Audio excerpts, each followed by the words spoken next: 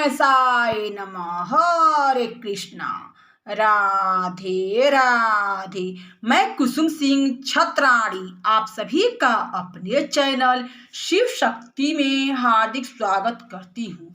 आज मैं आप लोगों को शिव महापुराण के सप्तम वायव्य संहिता उत्तरार्ध के 5वां अध्याय की कथा सुनाने जा रही हूँ। उपमन्यु जी द्वारा शिव सृष्टि का और विस्तार वर्णन। उपमन्यु जी ने कहा, यह सारा जगत उन्हीं देवदेव महादेव जी का एक विग्रह मात्र है, जिसमें जीव पास बंधन में पड़ा हुआ उन्हें नहीं जानता। हे यदुनंदन, महर्षि भी उस अविकल्प प्रभाव को नहीं जानते और इसी से वे उस एक को अनेक प्रकार से वर्णन करते हैं। उसी प्रकार अपर को परम ब्रह्म और पर को ब्रह्मात्मक कहा जाता है तथा कोई उसे ही अनादि निधन और महादेव कहते हैं।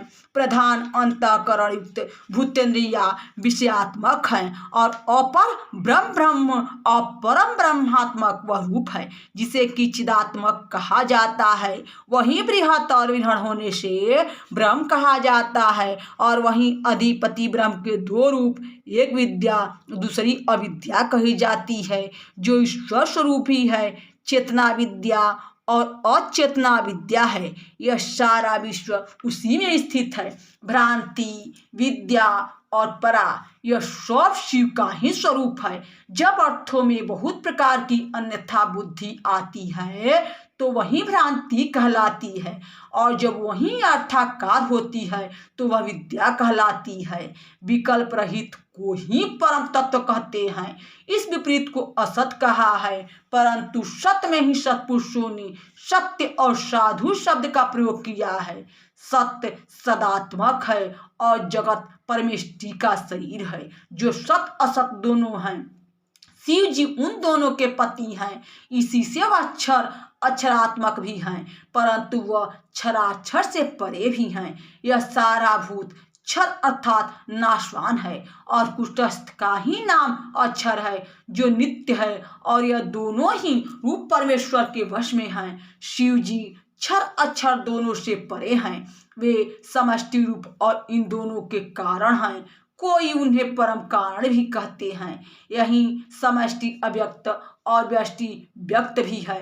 परमेश्वर की इच्छा से ये दोनों उसी के रूप हैं। उनमें कारण का अभाव होने पर ही शिव जी परम कारण हो जाते हैं, क्योंकि वे कारण और अर्थ दोनों के ही जानकार हैं। इस प्रकार समष्टि व्यष्टि ही कारण है। कोई ईश्वर को व्यष्टि रूप स्वरूपी जाति भी कहते हैं। जो पिंडों में प्रयुक्त हो वह जाति है।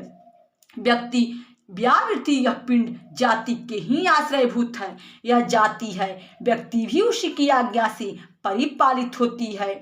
इसी कारण महादेव जी जाति और व्यक्ति वाले भी हैं, परंतु वे प्रधान पुरुषी व्यक्त और कलात्मा शिव कहे गए हैं। इस प्रकार प्रधान ही प्रकृति और क्षेत्रज्ञ ही पुरुष है। इस पर विद्वानों ने उसके 23 तत्व कहे हैं और यह कहा है कि यह कार्य रूप सारा प्रपंच परिणाम का एकमात्र कारण काल है, जो ईश अधिप धाता प्रवर्तक और सबका निर्वर्तक है तथा जो स्वयं प्रकाशित परमेश्वर आविर्भाव और तिरोभाव एक ही है।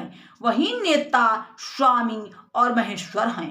कोई कहते हैं कि विराट हिरण्य गर्भात्मा और ईश्वर ब्रह्मा ही लोकों के कारण हैं, परंतु कवि जन उसी को अंतर्यामी शिव कहते हैं।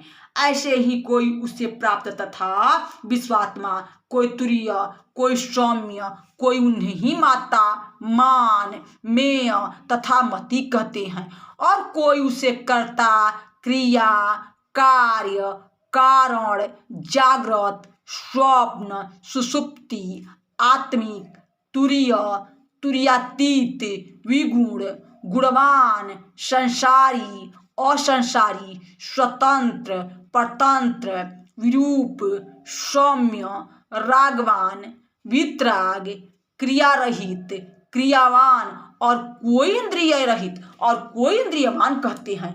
कोई अचल और कोई चल बतलाते हैं। कोई उन्हें रूप रहित और कोई स्वरूपी कोई उन्हें दृश्य, कोई अदृश्य, कोई वाच्य, कोई अवाच्य, कोई शब्दात्मक और कोई शब्दातीत कहते हैं। कोई उन्हें चिंतामय और कोई निश्चिंत, कोई ज्ञानात्मक और कोई विज्ञानी, कोई ज्ञेय, अज्ञेय और कोई उसे पर तथा अपर भी कहते हैं।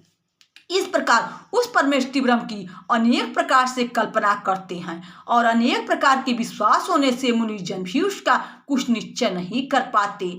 परंतु जो स्वभाव से उस परमेश्वर की शरण जाता है वह बिना यत्न के ही परम कारण शिव को जान लेता है। और जब तक यह जीव अन्य ईश रहित कवि पुराण पुरुष संसार के वशकर्ता परमात्मा को नहीं देखता, तब तक पासबद्ध चक्रनेमी के समान संसार दुख में भ्रमता ही रहता है।